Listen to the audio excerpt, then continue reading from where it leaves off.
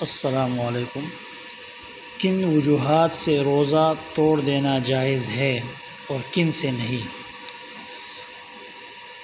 مسئلہ یہ معلوم کرنا ہے کہ ایک شخص کو قے آ جاتی ہے، اب اس کا روزہ رہا کہ نہیں، یا اگر کوئی مرد یا عورت روزہ رکھنے میں بیماری بڑھ جانے یا جان کا خطرہ محسوس کرے تو وہ روزہ توڑ سکتا ہے؟ جواب: اگر آپ قے آ گئی، یعنی خود بخود قے آ گئی تو روزہ نہیں ٹوٹتا، خواہ تھوڑی ہو یا زیادہ ہو۔ اور اگر خود اپنے اختیار سے قے کی، یعنی منہ میں انگلی ڈالی اور قے کی، اپنے اختیار سے قے کی، اگر وہ قے منہ بھر کے ہوئی تو روزہ ٹوٹ گیا، ورنہ نہیں۔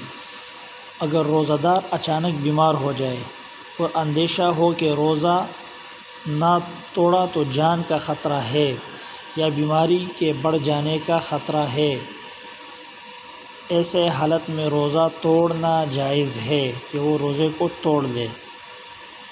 اسی طرح اگر حاملہ عورت کی جان کو یا بچے کی جان کو خطرہ لاحق ہو جائے تو روزہ توڑ دینا درست ہے۔